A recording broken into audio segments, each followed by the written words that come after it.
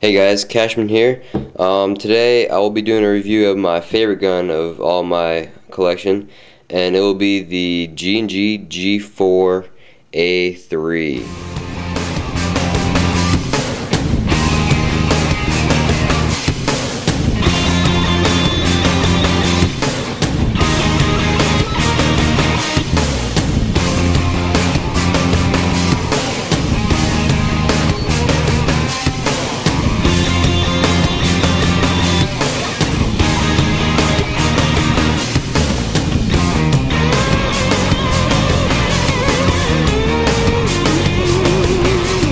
Alright, so now that you've seen the gun and how it looks, I'd like to show you some of the add-ons that I put on it and some of the features. First off, the Jamtech mock silencer doesn't really do anything. It doesn't silence it at all, it just makes it look cool. But this didn't come with the gun, this actually came with the gun. It's a barrel adapter to make the gun longer or shorter, so like if you're doing CQB or long range, like outdoor play. And that comes in really handy because it makes your gun longer, and for if you want to add a longer inner barrel in there to make it more accurate. Second, this is the Surefire tactical flashlight. I mounted it on here by some scope mount thing. It works really good for flashlights and stuff. And then I have a vertical grip. I think it's like a G&G vertical grip. That's really nice, really comfortable. Then I have the aim point. This is a really nice red dot sight. It comes with 4 different levels of brightness, 4 different reticles, and then there's like a glare cover or little mesh sort of covering so your enemy doesn't see your glare off the lens. Then I have the ergonomic grip from Airsoft GI.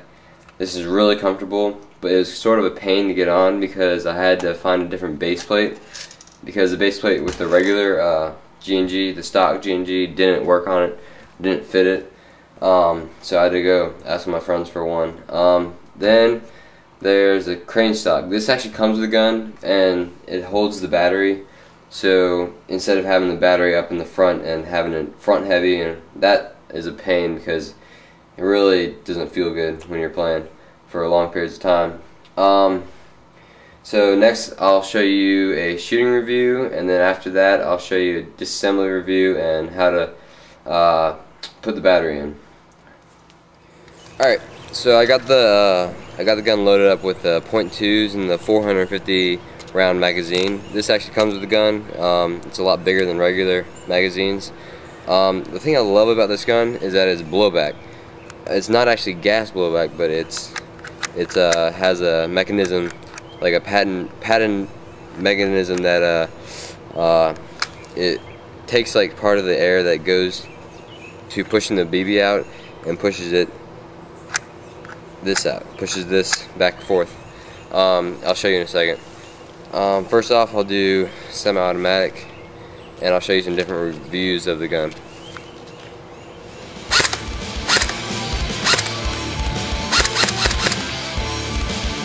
Has a really good trigger response too. I have a 9.6 in here, so it's going to have a pretty good rate of fire. This is full auto. Alright.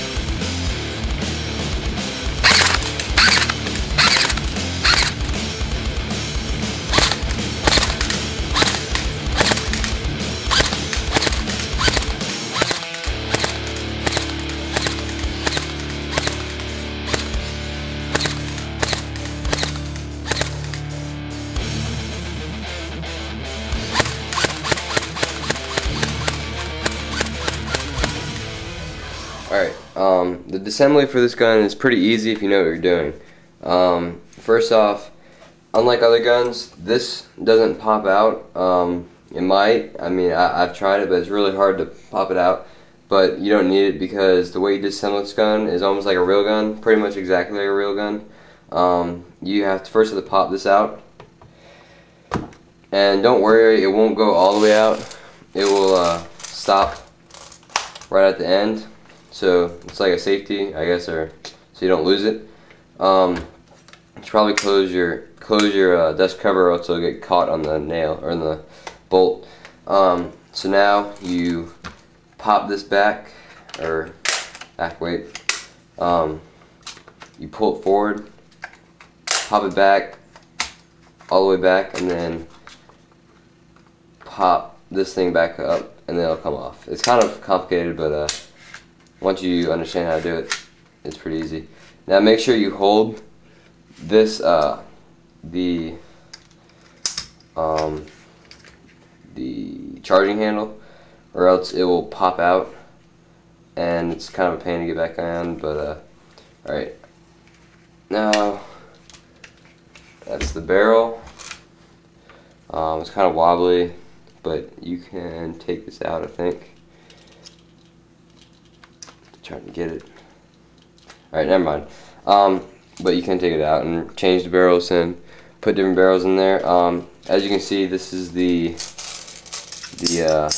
bolt mechanism, the blowback bolt mechanism. It's hard to explain how it works, but it's a lot different than the regular ones. It uses it doesn't like decrease the amount of FPS that goes into the gun. This one right now is shooting at 400 FPS with .2s, which is really good because Airsoft GI said it shot like 360, I think. So that's really good. Whoops. So now to reassemble it, what you do, this is a little bit tricky.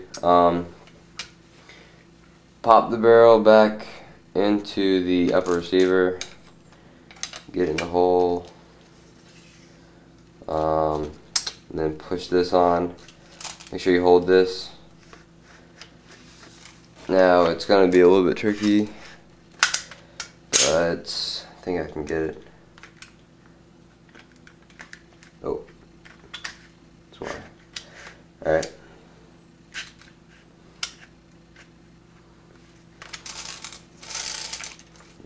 Once you get it like that,